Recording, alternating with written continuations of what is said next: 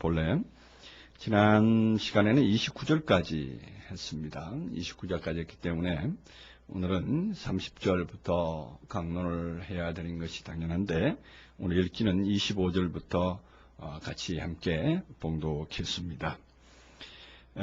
왜냐하면 지난 시간에 미처 끝부분을 마무리를 못된 부분이 있었습니다. 그 28절에 보면은 저희에게 영생을 주노니 영원히 멸망치 아니할 터이요 저희를 내 손에서 빼앗을 자가 없느니라 이렇게 말씀을 하고 있습니다. 예수님께서 이 땅에 오셔가지고 이 땅에 오셔서 우리들에게 준 선물 중에 가장 큰 선물은 영원한 생명입니다. 영생이라고 하는 영원한 생명을 우리에게 주셨는데 우리는 이 영원한 생명을 받았다 이렇게 말합니다. 우리는 예수 믿으면 다 영원한 생명을 받았다. 예수님께로부터 영원한 생명을 받았다 하고 전부 그렇게 말씀을 하는데 그 영원한 생명을 받은 그 증거가 무엇이냐 이렇게 물어보면은 대체로 보면은 뭐 말씀을 받았네 뭐 아니면은 뭐 성령을 받았네 하면서 그 나름대로의 그 영원한 생명에 대한 것을 설명하려고 합니다. 영원한 생명을 설명을 하려고 합니다. 그래서 그 표적이 뭐냐? 받은 표적이 뭐냐? 나는 은혜를 받았다. 나는 하나님께로부터 축복을 받아서 이처럼 잘 살고 있지 않느냐? 아니면 날마다 내가 하나님을 믿는 확신이 이처럼 확실하지 않느냐? 이러면서 그 믿음을 증거하고 믿음을 내놓고 자기 나름대로의 경험담을 얘기를 합니다. 그런 것을 보고 우리는 영원한 생명을 받았는 모양이다 이렇게 이때까지 치부해 온 것은 사실입니다. 그러나 오늘 예수님께서 이 뒷부분에서 말씀하시는 그 내용들을 쭉 보면은 굉장히 그 의미가 깊게 말씀하셨음을 알 수 있습니다. 영원한 생명은 바로 우리에게 뭐 어떠한 표적으로 어떤 능력으로 아니면은 나타난 증거들로 있는 아니면 말씀을 깨달은 걸로 있는 그런 것이 영원한 생명이 아닌 거예요. 뭐냐면은 영원한 생명이라고 하는 것은 존재적인 차원이다 이런 얘기죠. 그 어떤 우리 몸의 일부에 나타나는 표적이니 증거니 이런 것으로 영원한 생명이라 할 수가 없는 거예요. 영원한 생명 그 자체는 그 몸통 전체가 다 영원한 생명이다. 영원한 존재다 하는 것입니다. 영원한 생명이라는 얘기는 영원한 존재다 이런 얘기거든요. 그 영원한 그 존재의 그 차원으로 들어가는 것. 그것이 바로 영원한 생명을 받았다. 이렇게 말할 수가 있는 것입니다. 왜 제가 이 말씀을 드리는가 하면은 이 뒷부분에 보면은 예수님의 그 존재론이 나옵니다. 30절 이하에 보면은 예수님 자신이 하나님이다 하는 증거를 이제 내세우고 하나님이라고 하는 그 나와 아버지는 하나이니라 이렇게 말씀을 하시면서 거기에 대한 그 내용이 나오는데 내가 선한 일을 했다 이렇게 말합니다. 그 도대체 선한 일을 무슨 일을 한 걸 선한 일을 했다 하느냐? 우리가 이제 이렇게 생각을 해보면은 그 선한 일 예수님께서 뭐 요한복음 앞부분에 보면은 9장에 보면은 날 때부터 뭐 이 봉사된 눈먼 사람 그 사람을 치료해 주시는 그 장면 또 나오고 또 저 앞에 가보면 8장 같은 경우에는 이제 가늠한 여인을 이제 구출해 주는 그러한 사건도 있고 그 앞에 더 6장이나 이쪽에 가보면은 이제 보리떡 5개와 물고기 2마리로 5,000명을 먹여 살리는 그러한 일이 또 있는 것을 볼 수가 있습니다. 그러한 것이 선한 일이었느냐? 그러한 것이 과연 선한 일이었는가 하는 것을 우리가 한번 생각을 해보면 물론 선한 일의 일부분은 되겠죠. 선한 일의 일부분의 어떠한 표현들로 볼 수는 있습니다. 그러나 예수님께서 말씀하시는 이 선한 일이라는 것은 가장 큰 것은 뭐냐면 영원한 생명을 주었다는 거예요. 영원한 생명을 주었다는 거예요. 근데 우리는 영원한 생명을 받은 쪽에 속해 있는데 우리가 영원한 생명을 경험하고 받은 쪽에 속해 있으면서도 불구하고 아직도 영원한 생명을 누릴 줄 모르고 영원한 생명이 무엇인지도 아직도 감감한 가운데 있습니다. 그러다 보니까 진정으로 예수님께서 주시고자 하는 그 생명의 그 의를 미처 깨닫지도 못하고 만져보지도 못하고 누려보지도 못하고 세상을 끝나는 그러한 많은 그리스도인들을 볼 수가 있습니다. 오늘 이 부분에서 진실로 영원한 생명을 받은 자는 어떤 일을 하는가? 그것은 바로 오늘 예수님께서 이렇게 말합니다. 나는 아버지의 일을 한다. 이렇게 말씀하고 있는 부분이 나옵니다. 30절에 들어가 보면은 나와 아버지는 하나이니라 이렇게 말합니다. 결국 예수와 아버지는 하나다. 결과적으로 나는 아버지고 아버지는 나다 이런 얘기거든요. 결국 하나라는 얘기는 왜 그런 말이 나올 수 있을까? 왜 그러한 표현을 할 수가 있을까 하는 것은 바로 영원한 생명 그 자체에 대한 증거가 바로 이렇게 하나의 공식처럼 이렇게 풀어지는 그러한 광경이 나옵니다. 31절에 보면 유대인들이 다시 돌로 치려 하거늘 예수께서 대답하되 내가 아버지께로 말미암아 여러 가지 선한 일을 너희에게 보였거늘 그 중에 어떤 일로 나를 치려 하느냐 이렇게 말합니다. 아버지께로 말미암았다. 아버지께로 말미암아서 여러 가지 선한 일을 너희에게 보였다. 그렇게 말합니다. 그런데 아버지가 눈에 보이지도 아니하고 아버지는 하늘에 계시는데 어떻게 예수님께서 아버지께로 말미암았다는 얘기를 이렇게 자연스럽게 하실 수 있을까? 우리들도 보면은 우리들의 신앙생활 때 이런 모습 때문에 우리도 보면 우리 하나님 아버지 하늘에 계신 우리 아버지 하고 우리 주기도문 기도할 때도 그렇게 합니다. 아버지께로 말미암았다고 우리는 이렇게 말들을 많이 합니다. 근데 그것이 정말로 아버지께로 말미암았는가? 정말로 하나님 아버지와 연관이 있고 하나님 아버지로부터 연결되어 있는가는 아직 우리가 검증을 좀 해볼 필요가 있죠. 예수님처럼 이 상태가 되기 전에는 아버지께로 말미암았다 하는 얘기를 함부로 할 수가 없습니다. 무슨 얘기냐? 30절에 나와 아버지는 하나이니라 하는 말을 자연스럽게 할 수 있으며 또한 상태적으로 되어져야 됩니다. 상태적으로 되어졌을 때 나는 아버지께로 말미암아서 일을 한다. 아버지로부터서 일을 한다. 이렇게 말할 수가 있는 것입니다. 그래서 예수는 아버지 안에 있고 아버지는 또한 예수 안에 있는 이런 상태를 맛보게 되는 것이죠. 그러면 그 아버지라는 그 분이 무엇이길래 그러냐? 저는 아버지라는 분이 어떤 분이길래 그러냐 그러지 않고 무엇이길래 그러냐 하고 제가 질문을 합니다. 뭐냐 하면은 상태적이거든요.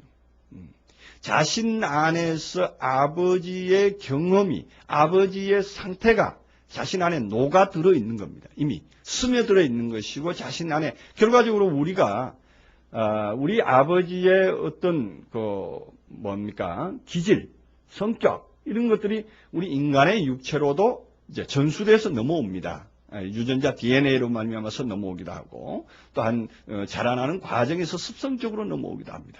이제 넘어오는 그런 것처럼 우리도 아버지로 말미암았다 그러면 하나님께로 말미암았다 그러면 하나님의 속성이 하나님의 어떠한 것들이 모두가 다 우리에게 전수받아야 되는데 어떠할 때 받을 수가 있는가 하는 얘기는 우리가 그에게로 마음을 활짝 열었을 때 가능한 것입니다. 그의 모든 것을 받을 수 있도록끔 우리의 팔을 벌리고 우리의 마음을 벌리고 우리의 모든 것들이 그를 수용할 수 있는 자세가 됐을 때 가능하다는 얘기입니다. 근데 그것이 보면은 우리가 아까 낮에 공부할 때도 그런 얘기를 했습니다만 우리의 마음이 그에게로 완전하게 열려 있는가 하는 것이 문제입니다. 그에게로 완전히 열려 있는 상태가 어떤 것이냐? 그 상태는 어떤 것이냐 하는 얘기입니다. 그 상태는 바로 우리가 하나님의 모든 것을 수용할 수 있는 마인드가 되어야 된다. 수용할 수 있는 마음이 되어야 된다. 그래서 아까 이 앞부분 29절에 보면 그런 말씀 있죠. 저희에게 주신 내 아버지는 만유보다 크시다 이렇게 말했는데 이 만유보다 크시다는 그 만유를 이해할 줄 알아야 돼요.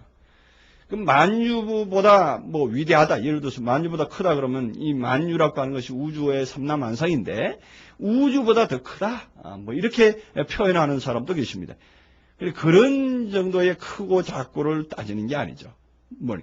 우리가 양적으로 부피적으로 크고 작고를 따지고자 해서 예수님께서 이렇게 만유보다 크다 이런 말씀을 하시는 게 아닙니다.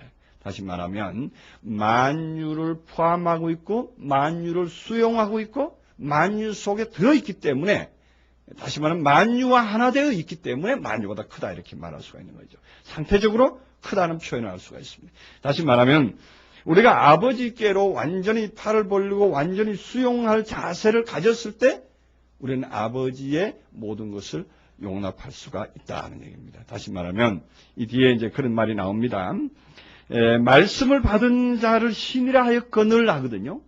우리가 신의 자세, 신의 상태에 있다는 것을 우리는 확정해야 됩니다. 우리는 확답을 할 수가 있어야 되고 완전히 우리가 그것이 자연스럽게 우리 안에 수용하는 자세가 되어야 된다는 얘기입니다. 근데 아직도 우리는 뭐냐? 사람인데, 오늘 이 본문에 나옵니다. 사람이 되어가지고 자칭 하나님이라 한다. 오늘날 우리 이 기독교 안에 그런 말이 많이 나옵니다. 뉴에이지 운동하는 사람들과 기독교인들과의 대립이 이런 부분에서 나타납니다. 뉴에이지 운동을 한다. 그러면 뉴에이지는 바로 오늘날 자기가 바로 어떠한 신적인 존재다 하는 것을 주장하는 어떤 한 부류가 바로 뉴에이지입니다. 그런 뉴에이지 운동하는 사람들과 기독교인들과의 다툼이 일어나는데, 왜 대립이 일어나고 다툼이 일어나는가 하면은 바로 신은 하나밖에 없다. 하나님 한 분밖에 신이 없는데 너희 인간이 되어가지고 어떻게 신이라 하느냐. 너 인간이 되어가지고 어떻게 사람이 되어가지고 어찌 하나님이라 하느냐. 이런 얘기입니다. 그것 때문에 오늘날 기독교 안에서도 굉장히 많은 혼란을 겪고 있습니다. 근데 성경은 오늘 이 본문에도 나옵니다만은 성경은 패하지 못하나니 하고 예수님께서 말하잖아요. 내가 너희를 신들이라 하였느니라. 내가 너희를 신이라 하였느니라. 분명히 이렇게 말하죠. 34절은 예수께서 가라사대 너희 율법에 기록한 바 내가 너희를 신이라 하였노라 하지 아니하였느냐. 여기 신이라 하는 이 신들 복수입니다. 신들이라 하지 아니하였느냐. 성경은 패하지 못하나니 하나님의 말씀을 받은 사람을 신들이라 하였거늘. 복수로 나옵니다. 신들이라 하였거늘. 자, 예수님께서 분명히 증거를 제출을 합니다. 오늘날에도 모든 기독교인들에게 이 증거가 제출되어서 그들에게 납득이 돼야 됩니다. 도대체 납득이 되질 않거든요. 하나님 한 분만 신이 돼야 되지 우리가 어찌 신이 될 수 있느냐. 다시 말하면 예수님도 신이 아니다 이렇게까지 말했던 그때 유대인들과 똑같은 상태를 경험하고 있는 겁니다.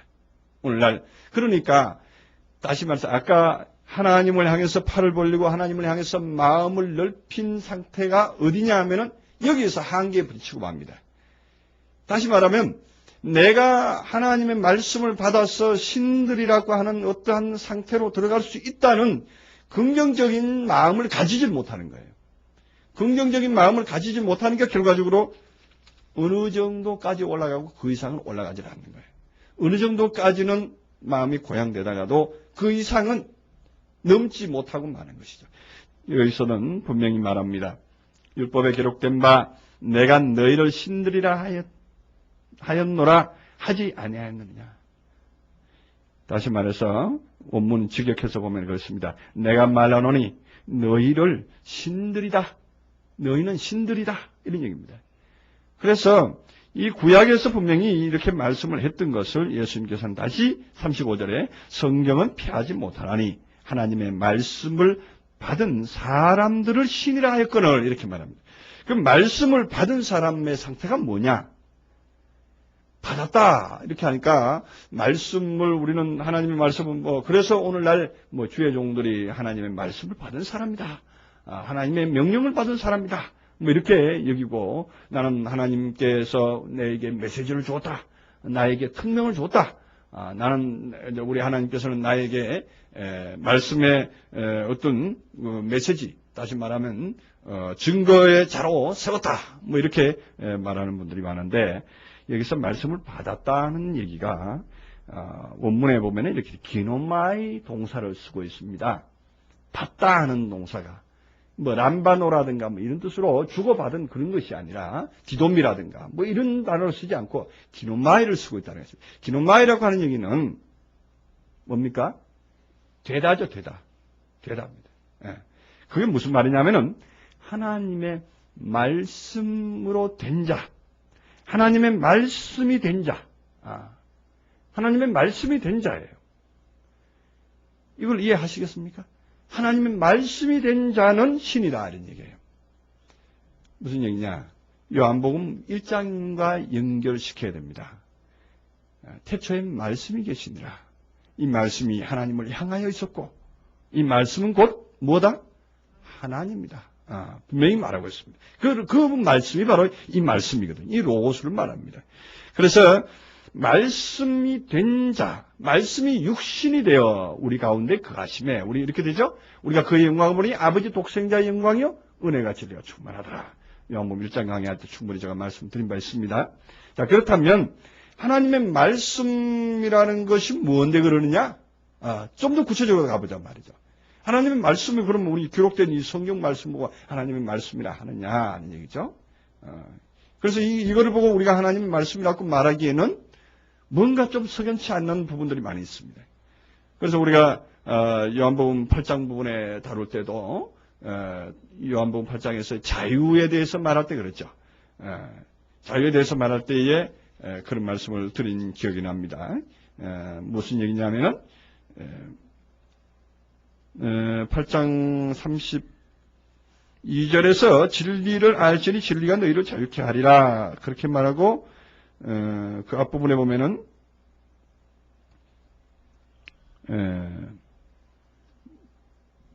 말씀에 대해서 나옵니다. 너희가 내 말에 거하고 그러죠? 말에 거하고 너희가 내 말에 거하고 그러면은 유대인들에게 말하되 너희가 내 말에 거하면 참 제자 되고 하고 31절에 말하죠. 그 말에 거한다 하는 것이 로고스에 거한다 이런 얘기거든요. 그 로고스 상태로 머무른다 이런 얘기입니다. 로고스 상태로 머무른 것이 바로 자유자다. 그런 얘기거든요. 그러되면 진리를 알게 되고 진리가 너희를 자유케 한다 이런 얘기고 점차적으로 순차적으로 그런 얘기입니다만은 여기서 내 말에 거한다 하는 내 말이라는 게 뭐냐? 그 나의 그 호로고스의 상태로 머물러 있는 것을 말하죠. 그래서 지금 오늘 여기도 보면은 말씀이 된 사람, 하나님의 말씀이 된 사람을 신이라 한다. 우리가 말씀이 되는 것이 무언가를 확실히 알면은 우리가 신이 되는 거. 이 신이라는 표현이요. 사실은 하나님이라는 표현이에요. 신이라는 단어가 데오스인데 이 데오스를 똑같이 쓰고 있습니다. 하나님도 데오스, 신이라는 단어도 데오스를 쓰고 있습니다. 이 부분이 참으로 중요한 부분입니다. 우리가 이런 부분 때문에 우리가 유일신 하는데 유일신에 대한 어떤 개념을 우리가 아직 확정을 짓지 못합니다. 유일신 하면 하나님 한 분밖에 없다 이렇게 말하는데 그렇습니다. 하나님 한 분밖에 없습니다. 그럼 무슨 얘기냐? 하나님이라고 하는 상태가 하나밖에 없다 이런 얘기예요. 그러니까 한 분이라고 해서 딱 하나. 다시 말해서 어떤 이 세상에 만약에 요런 종으로 생긴 거 요거는 딱 하나 만들었다 하면 요거 하나밖에 없다 이런 개념으로 생각해서는 안 된다는 얘기죠. 하나님이라는 상태는 바로 그러한 상태 하나밖에 없다. 한 상태밖에 없다. 그러면 많은 사람이 그 상태로 올라가면 되는 거예요. 많은 사람들이 로고스 말씀을 받아가지고 그 로고스 말씀의 상태로 들어가면은 그 사람은 바로 하나님이다. 이런 얘기예요. 그래서 예수님도 나와 아버지는 하나다. 이렇게 말했던 거예요. 그래서 우리가 마태복음에서 하나님은 죽은 자의 하나님이 아니요 산 자의 하나님이다. 그러면서 나는 아브라함의 하나님, 이삭의 하나님, 야곱의 하나님이다. 이렇게 말했죠. 근데 그 본문에 좀 구체적으로 자세히 들어가 보면은 나는 아브라함 하나님, 이삭 하나님, 야곱 하나님 이렇게 돼 있단 말이에요. 그래서 야곱도 하나님으로 활동을 했던 사람이에요. 그 에녹이 하나님과 동행에다가 하나님이 데려가심에 이 땅에 있지 아니하고 이렇게 말씀이 나오죠. 그 에녹이 하나님과 동행했다는 얘기는 하나님 차원으로 활동을 했다 하는 얘기입니다. 하나님 차원으로 활동을 했다. 야곱도 마찬가지로 하나님 차원으로 활동했고 아브라함도 하나님 차원으로 활동을 했던 것을 우리는 알고 있습니다. 그것이 뭐냐면 아브라함에게 그 자식을 약속하면서 내년 이때에 명년 이때에 내가 너에게로 오리니 이렇게 말했죠. 명년 이때에 내가 너에게로 오리니 너에게 자식이 있으리라 이렇게 말했거든요. 그런데 명년 이때에 하나님이 나타나셨는가? 마물의 상술이 그 숲을가에서 있을 때에 만났던 그 하나님이 또다시 나타났는가 하면 그렇지 않습니다. 안 나타나고 뭐가 왔어요? 이삭이 나타났단 말이에요. 그럼 이삭이 뭐냐? 이것이 그럼 약속대로 한다면 명년이 때 내가 너희에게 온다 그랬으니까 그러니까 사실 오기는 뭐가 왔습니까? 이삭이 왔다. 그러면 하나님이 와야 될 텐데 왜 이삭이 왔느냐? 이삭은 곧 하나님의 씨니까. 하나님의 씨니까 결과적으로 그것이 이삭 자체가 하나님이었다. 이런 얘기죠. 그렇게까지 우리는 확대해서 유추해서 구약의 선진들이 어떤 상태로 살았던가를 우리는 볼 수가 있는 것입니다. 그래서 우리는 그 하나님이라고 하는 이런 부분들, 우리가 이 부분을 조금 더 이해하기 위해서 히브리서 2장 11절을 우리가 한번 좀 보고 넘어갑시다.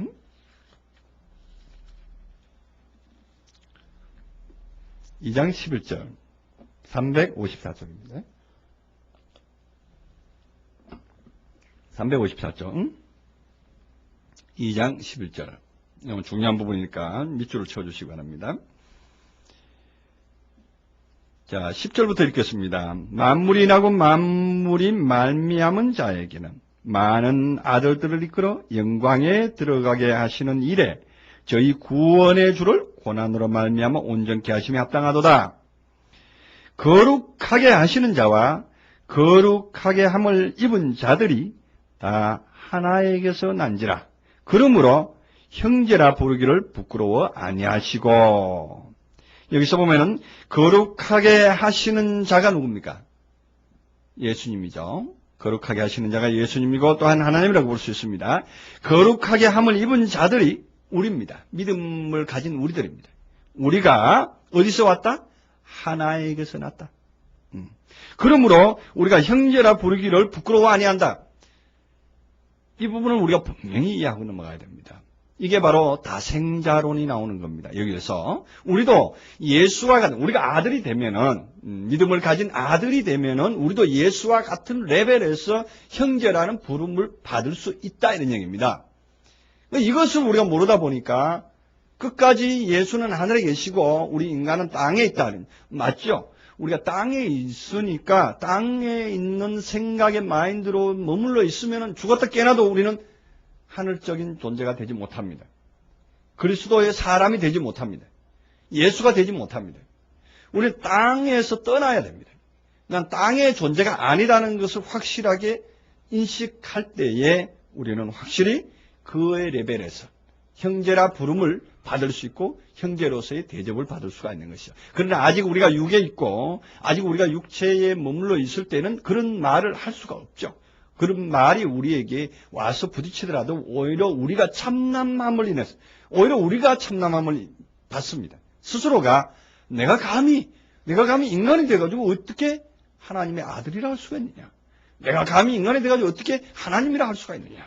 이런 부분을 우리는 생각을 하게 되고 말하게 되죠. 그러나 성경은 오늘 예수님께서 말씀하시던 같이 성경은 패하지 못하나니 말씀을 받은 자, 말씀이 된 사람은 신이다. 그러니 말씀이 되는 것이 그렇게 쉬운 게 아니죠. 말씀이 되는 게 그렇게 쉬운 게 아닙니다. 말씀이 되는 것은 우리가 아까 요한복음 8장에서 봤듯이 너희가 내 말에 거하면 말에 거한다 이런 얘기거든요. 그럼 그 말이라는 게 또 뭔데 그러느냐? 말이라는 게 뭔데 그러느냐? 그러면 이제 그 말에 대한 것이 예수님께서 쭉 했던 그 각종 그 언어들, 뭐 설교했던 내용들, 그 내용들에 머물러 있으면 이런 상태인데 그거 참 애매하죠. 그거 참 보면은 그럼 예수님께서 했던 그 모든 말씀을 이해하고 거기에 머물러 있어야 된다는 얘기인데 그거 이해하고 머물러 있을 사람이 있을까요, 과연? 정말 힘든 일입니다. 그거 가지고 예수님께서 너희가 내 말에 거하면 하고 말씀했는가 하는 것도 한번 좀 생각을 해보면 그거 가지고 그렇게 거한다고 해서 그 말씀을 지키고 거한다고 해서 정말로 자유를 할 수 있느냐? 아닙니다. 오히려 그 말을 지키고 거하는 사람들은 뭐 하는 사람들이냐? 자유를 박탈당한 사람들입니다. 오히려 그 말 때문에 그 말 지키려고 그냥 애지중지하고 그 말 지키려고 가진 노력을 쓰는 그러한 상태가 될 수밖에 없죠. 그렇다면 자유가 없습니다. 그에게는.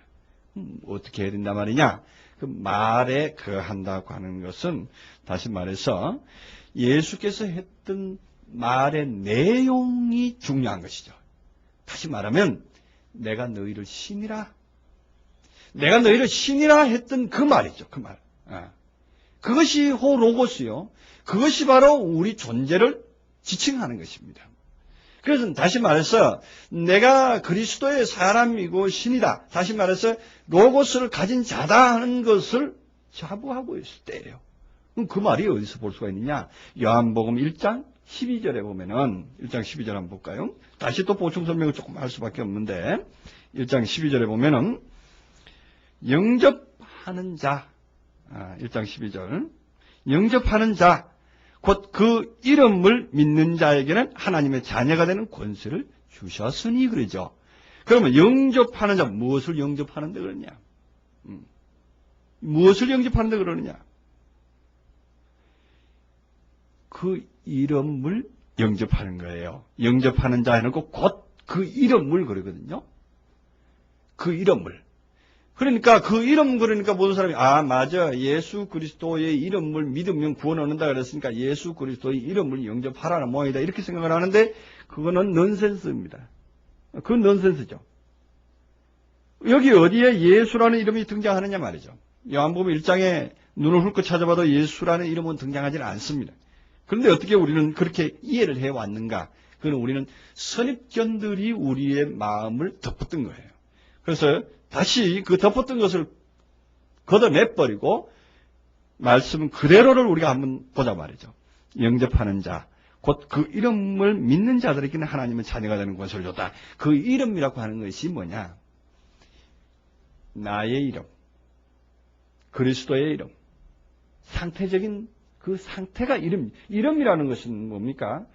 이걸 타종이다 하는 종의 이름을 지칭을 해줬잖아요. 다시 말하면 이름이라고 하는 것은 그가 뜻하고 있는 바지요.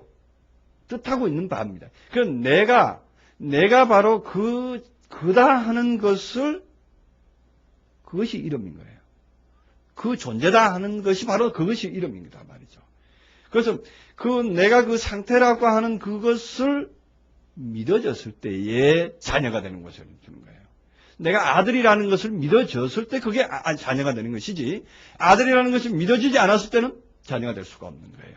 그래서 그 이름을 믿는 자에게 내가 바로 하나님의 아들이다 하는 것을 믿는 자, 믿어지는 자, 그 이름을 내가 그 이름을 가졌다는 것을 확신하는 자 이런 뜻입니다. 그래서 내가 그 이름을 가졌다는 것을 확신할 때에 하나님의 자녀가 되는 권세를 줬다 이 얘기입니다. 능력을 줬다 이 얘기입니다. 우리가 아무리 믿음이 좋아도 내가 자녀라는 그 확신을 가지지 못하면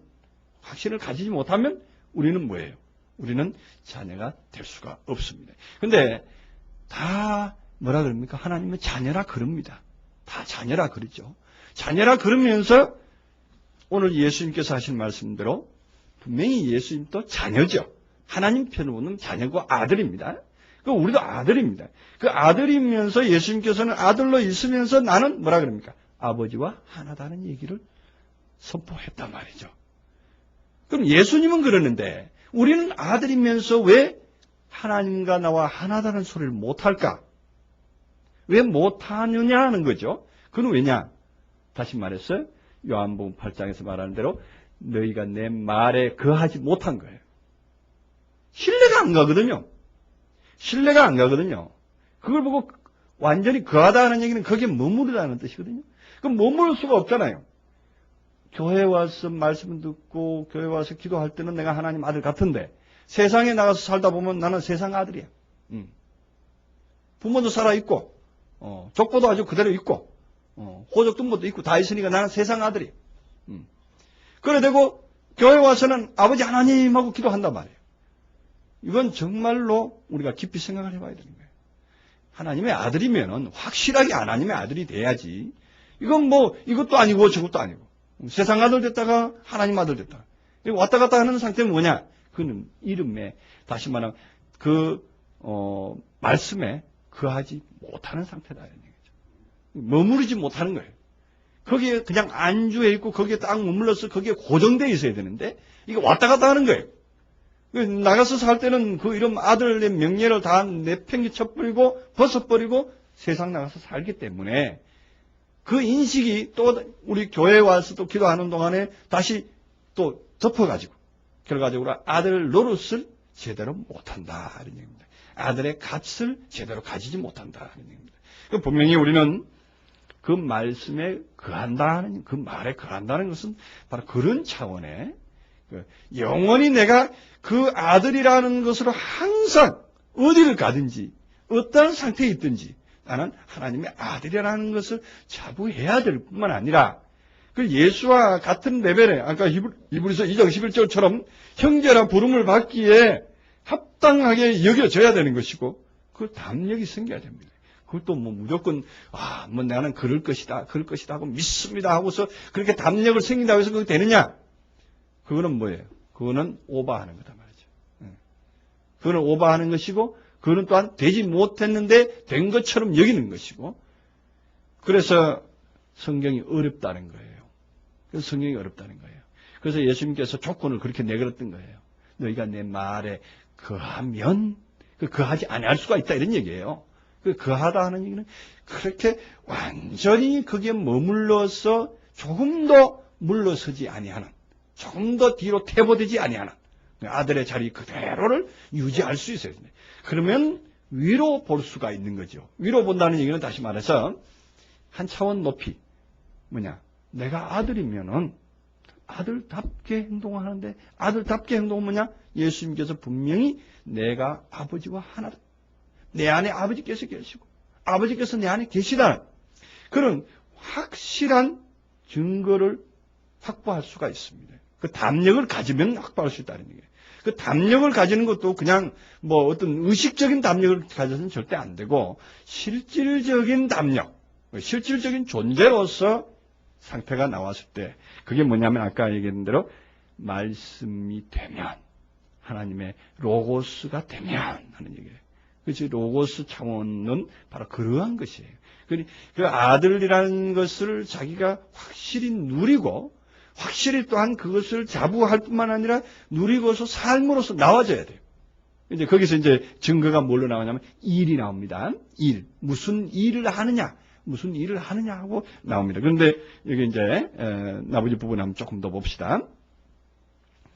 36절에 보면 하물며 아버지께서 거룩하게 하사 세상에 보내신 자가 나는 하나님의 아들이라 하는 것으로 너희가 어찌 참남마다 하느냐 이렇게 예수님께서 그들에게 항변을 합니다. 내가 아들로서 충분한 자질이 있다 이렇게 말하는데 그 자질에 대해서 무엇을 증거하느냐 하면 아버지께서 거룩하게 했다 이런 얘기입니다. 아버지께서 거룩하게 했다 이런 얘기. 정결하게 했다 이런 얘기입니다. 그럼 우리는 그럼 아버지께서 정결하게 했느냐? 우리가 아버지로부터서 정결함을 받았으면은 우리도 당당하게 예수님처럼 나도 하나님의 아들이라는 얘기를 할 수 있는데 우리가 하나님께로부터 아버지께로부터 정말로 거룩하게 함을 받았느냐 하는 얘기죠. 거룩하게 하다는 얘기가 뭡니까? 거룩하게 하다는 얘기가 흠이 없다 이런 얘기거든요. 우리가 거룩이라는 개념이 뭡니까? 정말로 뭐 참 거룩해가지고 정말 고귀하고 깨끗하고 뭐 어떠한 그런 우리가 거룩이라는 것은 정말 어떤 분들은 이 강대상을 그렇게 거룩히 여기고 그냥 꼭 목회석에 설 때는 그냥 가운을 입고 뭐 이렇게 참 정말로 걸음걸이도 그냥 조심조심 걷는 그런 거룩을 이렇게 생각을 하는데 그거는 거룩 여기서 말하는 거룩이 아닙니다. 거룩 하나님이 말하는 거룩이라는 것은 다른 것이 아니라 우리가 가졌던 인간적인 모든 생각과 인간적인 모든 다른 데로 가고 있던 것들이 제거된 상태예요. 네. 그래서 청명한 상태예요. 깨끗한 상태예요. 우리가 깨끗하다 그러면 뭐 어떤 것이 깨끗하냐? 우리가 목욕을 많이 한다고 깨끗하냐? 아니면 열심히 회개해서 나의 죄를 다 씻어주면 그게 깨끗하냐? 그 아무리 깨끗해봤자 외적인 것이요 어떤 정신적인 것에 불과합니다. 진정으로 깨끗한 것은 뭐냐 하면은 우리가 알고 있던 모든 나의 인간적인 속성과 인간적인 모든 것이 단절되어 버리는 것입니다. 네. 그래서 너희는 나를 따르려거든 자기를 부인하고 자기 십자가를 지고 나를 따를 것이나 이렇게 했거든요. 자기를 부인된 상태, 자기가 없는 상태예요. 이 상태가 바로 거룩이고 정결한 거거든요. 그러니까 하나님께서는 왜 예수를 거룩하게 하시는가? 어떻게 거룩하게 했느냐? 우리가 이제 마태복음 그 4장 강해하면서 그런 말씀했죠? 예수님께서 어디로 갔습니까? 광야로 가가지고 40일을 금식했기 때문에 거룩하게 될 수 있는 거예요. 광야로 가서 완전히 금식을 했는데 뭘 금식했다고요? 밥을 굶었다고요? 우리 그렇게 알죠. 이때까지 예수님께서는 40일 동안 금식했다 그러니까 우리도 오늘날 뭐 무슨 오살리 뭐 기도원 같은 데 가서 40일 금식하고 그러는데 밥 굶는 것만 금식으로 안다고요. 근데 그 금식이 아니죠. 예수님께서 금식했던 건 40날 40밤을 금식해버렸잖아요. 예. 예. 이 인간적으로 알았던 이게 40일이라고 생각하는 어떤 날의 개념, 이 삐태 개념, 정의의 개념, 이 날이라고 하는 삐티라고 하는 정의의 개념을 잘라버린 거예요. 금식했다는 얘기는. 우리가 생각하는, 우리가 알고 있는 그런 어떤 사상적으로 이것이 정의다, 이것이 바른 것이다 생각했던 모든 것을 단절시켜버리는 것이 40날 금식이에요. 그 다음에 40밤 금식은 뭐냐? 우리가 인간으로 알았던 인간이 어둠이라고 생각하는, 불이라고 생각하는, 죄라고 생각하는 그런 개념 자체가 어둠이거든요. 그게 밤이거든요. 그 모든 것들을 잘라버리는 거예요. 우리가 광야로 가려면, 우리가 정말로 거룩하게 되려면 우리가 사람으로 알고 있던 모든 거룩의 개념, 깨끗한 개념, 더러운 개념, 이런 것들이 완전히 내 마음 속에서 잘라져 나가져야 돼요. 잘라져 나가고 완전히 분리돼 버려야 돼요. 그것이 뭐냐? 거룩이다. 이런 얘기죠. 그렇잖아요. 그거보다 더 거룩한 게 뭐 있겠어요? 하나님께서 세상에 만물보다 더 더러운 것이 사람이다 그랬습니다. 사람의 마음이다 그랬습니다. 정말 그렇습니다. 우리들 마음 속에 진정으로 예수 그리스도의 빛이 들어와서 흰옷을 입은 상태가 되어야 되는데 우리들의 마음 속에는 흰옷이 아니라 빨간 옷도 있고 알룩달룩한 각종 어떠한 정보들이 가득 차 있습니다. 그래서 예수를 믿으려면 이렇게 믿어야 돼. 기도는 이렇게 해야 돼. 신앙생활을 이렇게 해야 돼. 하나님은 저런 분이야. 하나님은 이런 분이야. 예수는 이렇게 했어. 뭐 이런 개념들이 꽉 차 있어서 그게 믿음인 줄 알아요. 그게 전부 뭐예요? 예수께로 나아가 보면은 예수의 빛 앞에 가 보면은 정말 보잘것없는 쓰레기 더미들이에요. 그래서 예수님께 나아갔던 그 마태복음 7장에 있지 않습니까? 주의 이름으로 권능을 행하고 주의 이름 귀신 쫓아내고 주의 이름으로 선지자 노릇했던 사람들이에요. 그 사람들이 예수님 앞에 나가가지고도 뭐라 그럽니까? 불법을 행한 자들아 소리 듣습니다. 왜냐? 무엇 때문에? 그 사람들은 그 사람들의 믿음이 자기의 믿음의 개념으로 했던 거예요. 우리 아까 우리 요한복음 10장 앞부분에서 뭐라고 했습니까? 절도의 강도가 뭐예요? 절도의 강도가 뭐예요? 문으로 들어가지 아니한 사람은 절도의 강도다 이런 얘기죠. 다시 말해서 예수 그리스도의 그 문으로 청결한 상태로 들어가지 아니한 상태, 자기가 뭘 가지고 있는 그 상태로서 행할 때는 다 절도의 강도다 말이에요. 자기의 어떤 이론, 자기의 어떤 무엇을 가지고 믿고자 할 때.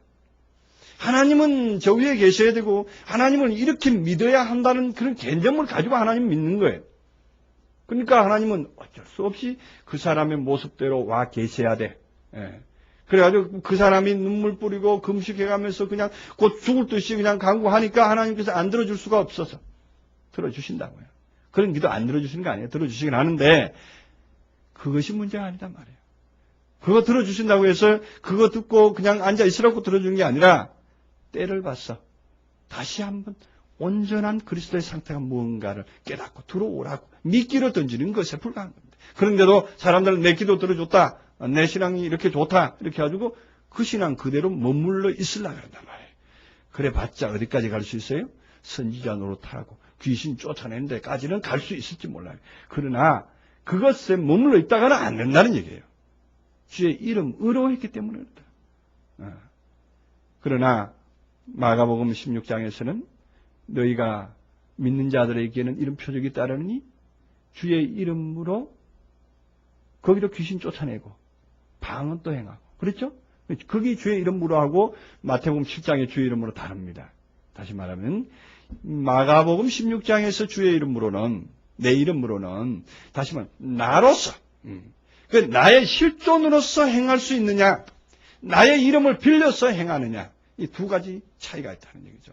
그 나의 실존 내가 그리스도의 사람으로 바울과 같이 그리스도와 함께 죽고 함께 산 그리스도의 상태가 되어가지고 행했을 때는 그 불법이 아닙니다. 왜냐? 이름 도용이 아니다 그랬죠.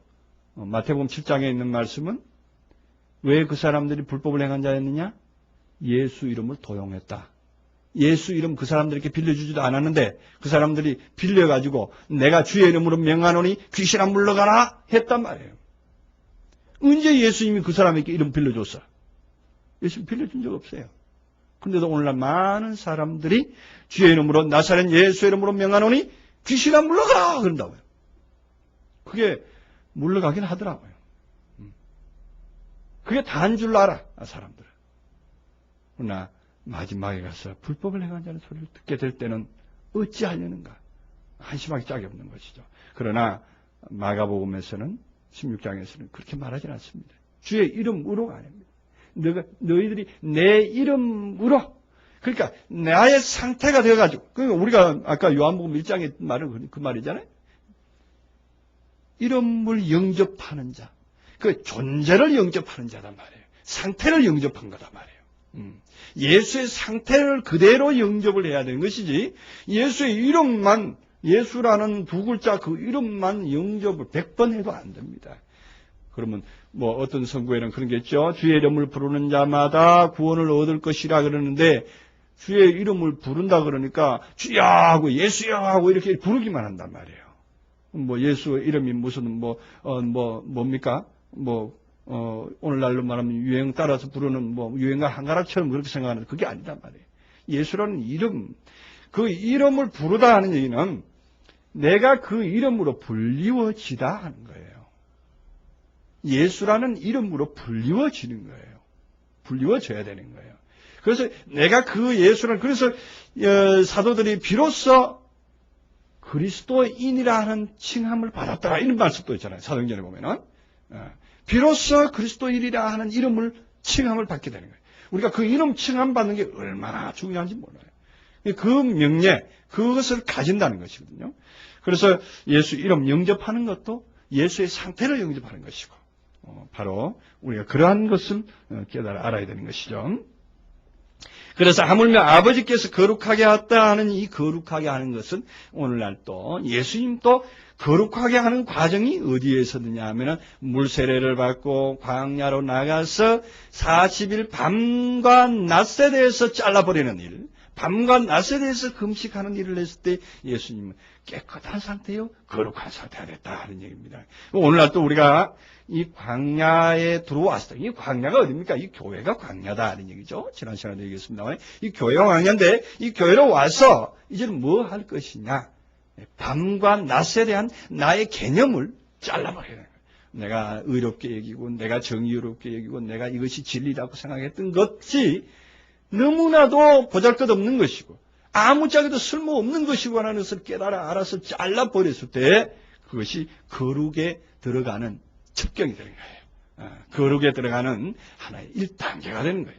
그래서 그것이 다 내 속에서 없어졌을 때 나는 깨끗한 사람이다. 거룩한 사람이다. 이렇게 말할 수가 있죠. 왜? 내 속에 뭐가 없어요? 개념이 없는 거예요. 더러운 것도 없고 좋은 것도 없고. 예수가 그런 사람 아니었어요? 예수님 그런 사람이었단 말이에요. 가늠한 여인을 봐도 그 가늠한 여인에 대한 간음이라는 것이 예수님께서는 없었어요. 무엇이 간음이라는 것이 그 어떤 기준이 없었던 거예요. 예수님께서는 그런 기준이 없던 것으로 상대를 봤기 때문에 어떻게 볼 수 있냐? 정확하게 볼 수 있었던 거예요.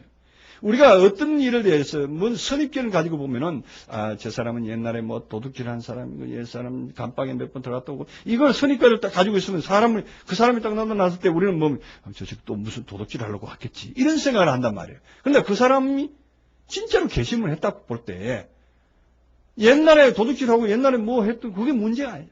지금 현재 있는 모습 그대로를 우리는 볼 줄 알아야 된단 말이에요. 정말로 개심한 사람들 많잖아요. 심지어 뭐 감방에 몇 분 들어갔다 온 사람도 요즘은 목사님 하고 계신 분도 계세요. 그런 분도 계시더라고요. 정말로 아름다운 사회 봉사자로 계신 분도 계시더라고요.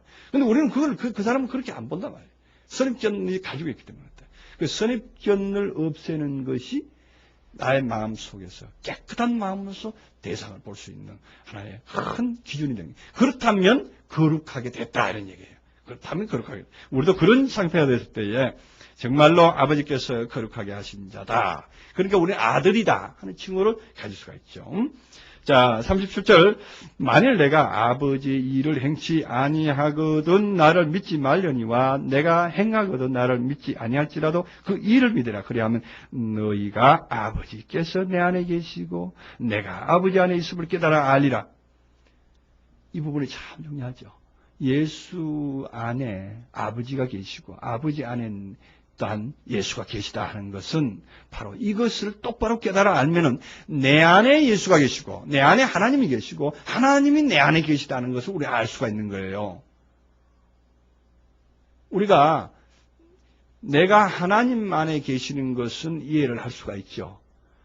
그런데 내가 하나님 안에 있다면 하나님이 크죠. 하나님이 큽니다. 하나님이 크기 때문에 내가 하나님 속에 들어갈 수는 있습니다. 근데 하나님이 내 속에 들어온다네. 이거 이해를 못해요. 하나님이 어찌게 내 속에 들어오느냐. 내가 커야 하나님을 수용할 수가 있어야 되는데 내가 하나님만큼 크냐? 하나님만큼 거룩하냐? 하나님만큼 위대하냐?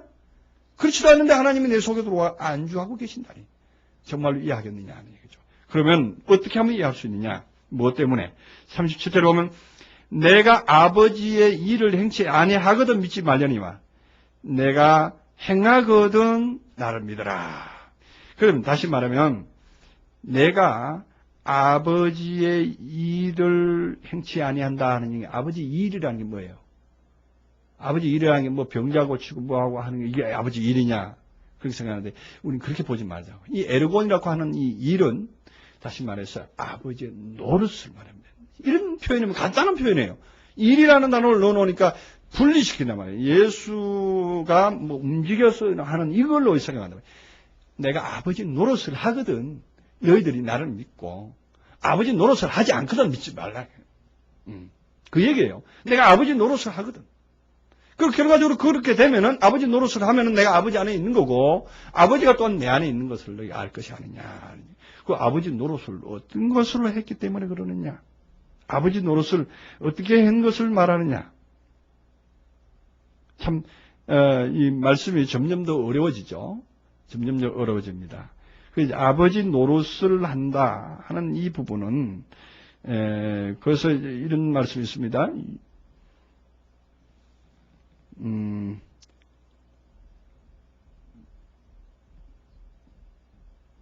신이라, 32절에 보면 예수께서 대답하되, 32절에 보면 예수께서 대답하되, 자시되 내가 아버지께로 말미암아 여러 가지 선한 일을 너희에게 보였거늘 그 중에 어떤 일로 나를 돌로 치려 하느냐 이렇게 말합니다.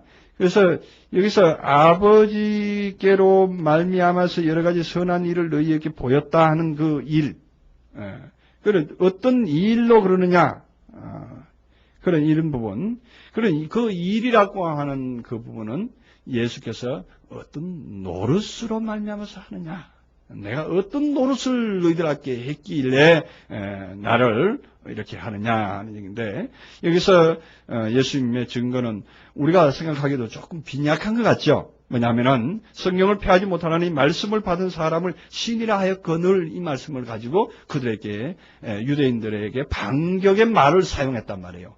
오늘날 또 이 말을 가지고 우리가 충분히 모든 사람들에게 나도 하나님의 아들이고 나도 하나님의 아들 된, 예수께서 아들 된 것 같이 나도 하나님의 아들이요 또한 신이라는 칭호를 나도 자연스럽게 할 수 있어야 되는데, 이 말만 가지고는 굉장히 우리가 얼핏 볼 때는 굉장히 약한 것 같이 보입니다. 증거 자료가 빈약하죠. 뭘 어떤 상대에게 반증을 하려면 증거 자료가 확보하게 돼야 되고, 증거를 제시할 때 그 증거를 통해서 상대방이 제압이 돼야 되는데, 이 말을 들은 유대인들도 사실은 제압이 되질 않았습니다.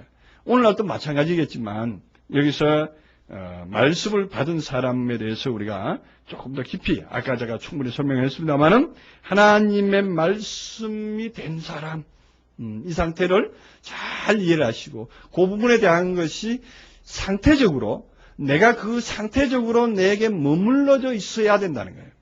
말씀이 되어져서 내가 그러한 자다 하는 것이 항상 내 마음속에 머물러져 있었을 때에 그것이 나에게 증거가 되는 것이죠. 그렇게 증거가 됐을 때에 이것을 분명히 우리는 하나님의 일을 한다, 하나님의 노릇을 하고 있는 사람이다, 하나님의 참 일을 하고 있는 사람. 정말로 그렇다면 우리가 어떤 일, 기적 행하고 표적 행하고 그거 하는 것으로 정말로 하나님의 아들이라는 칭호를 받고, 또한 예수 그리스도의 사람이다, 또는 하나님의 사람이다, 하나님이다, 이렇게 칭호를 받는 것이 아니라, 결론적으로 뭡니까? 자기 안에서 자기의